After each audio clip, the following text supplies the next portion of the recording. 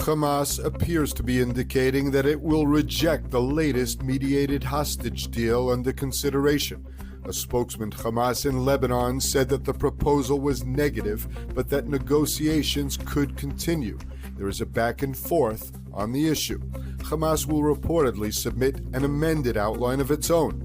U.S. Secretary of State Blinken had said clearly that the latest Israeli offers in Cairo were generous and Hamas needed to agree. Israel has said that negotiations could not continue after repeated compromises and repeated Hamas rejections.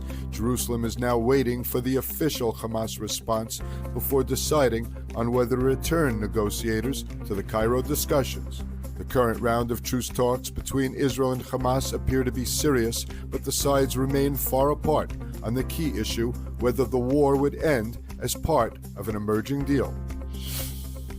Prime Minister Netanyahu and U.S. Secretary of State Blinken held frank discussions about the war in Gaza. Netanyahu reportedly told Blinken that Israel will not agree to end the war with Hamas as part of a potential hostage deal.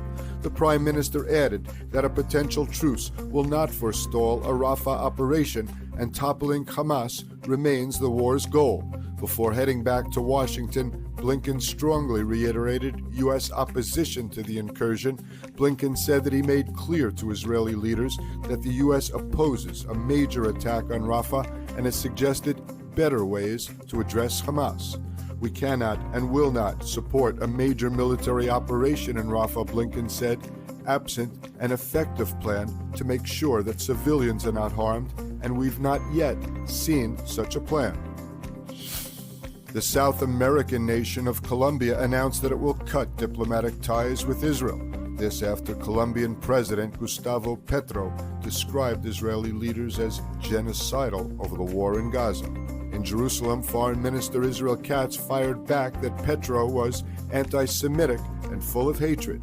Katz wrote, "History will remember that Petro decided to stand alongside the most vile monsters that history has ever known." The relations between Colombia and Israel were always warm, Katz continued, and no anti-Semitic president full of hatred will change that. The move spells an end to a 7-decade relationship that was historically one of Israel's closest in Latin America, underpinned for years by robust arms sales to Bogota, making Israel one of the main providers of arms to Colombia's military.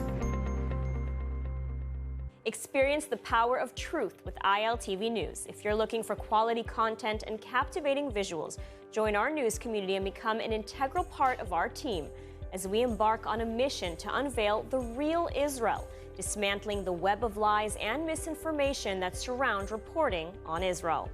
By subscribing to ILTV News, you will not only have access to the latest updates, but you will also amplify our message, creating a ripple effect that carries the truth far and wide.